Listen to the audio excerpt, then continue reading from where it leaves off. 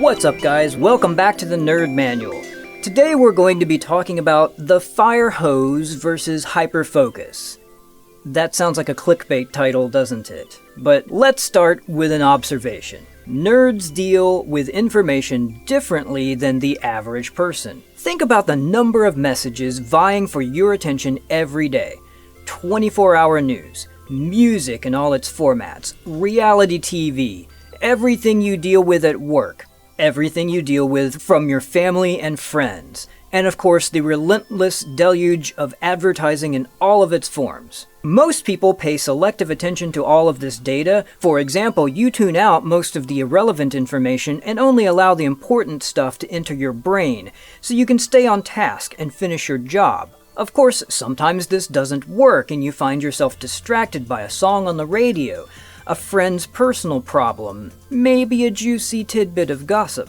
You get the idea. It's enjoyable to give your brain a break from one task, and studies show that it's actually productive to let your mind cavort around something frivolous for a few minutes before putting it back to work. On a day-to-day basis, people operate somewhere in a happy middle ground between fun and focus, but you will often find nerds at one extreme or the other. Here's why.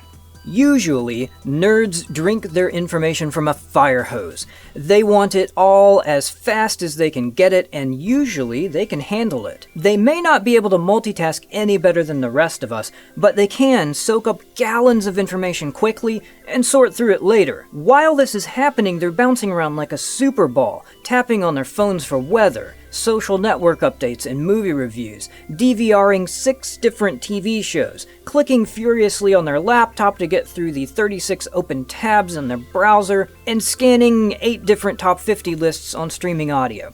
Nerds really don't like to miss things. While the fire hose is satisfying, nerds will shut it off when faced with a project. They strap on headphones and tune out the world.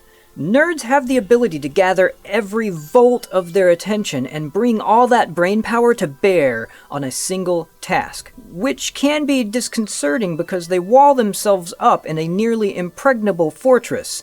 The phone goes into airplane mode, email gets muted, and they hunker down for an all-out assault on the project in front of them.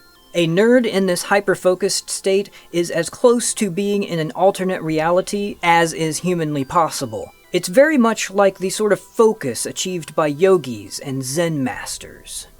Now, nerds are still mere humans and might need a reminder to take a break every couple of hours and recharge their focus batteries and move around. A note of warning, disturbing a nerd in hyperfocus can result in a Wrath of Khan moment. So it helps to bring up the idea of taking breaks before a critical focus period and back up your suggestion with some data. Here's some information you can use.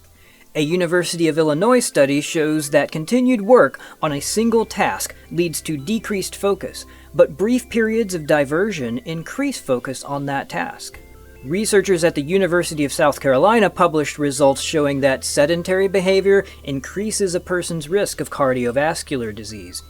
And an Australian diabetes, obesity, and lifestyle study determined that sitting in front of a TV for an hour each day, hey, it's the same as sitting in front of the computer, results in an 18% increase in the likelihood of death due to cardiovascular disease.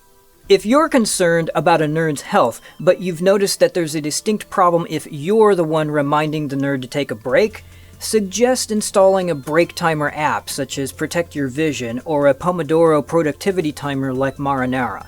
While nerd power focus is great for solving the world's problems, it has this nasty social side effect of alienation. Some people just don't understand that it's a bad idea to try to talk to someone who's in the zone, and they interpret the glare and growl response as, "I'm a mean jerk all the time," rather than, "I'm busy right now, please give me some space." It's an understandable mistake that can be avoided with a little mutual respect. So if you're the person who is interacting with a nerd, here are some clues to show that they're in hyperfocus mode. The headphones are on, their forehead is scrunched up, they've got their face close to the computer screen, and the office door is closed. If you see these signs, try to wait until later. If you absolutely must intrude, it might help to bring a coffee or an energy drink or maybe even a Pop-Tart. Here are some signs that it's safe to interrupt. The person is leaning back in her chair with her arms behind her head. She's smiling, or she's already talking with someone else in casual tones. And of course, it never hurts to bank some social credit by talking to them about things other than work. Chat with them when they're not busy. Show them that you appreciate what they do. Ask them about what they're working on. If you don't care, be polite and listen anyway. You might learn something, and if you don't understand, it's okay to say so. Now here are some tips if you're the nerd who needs to focus. Try to make it easy for people to know when you're entering hyperfocus mode.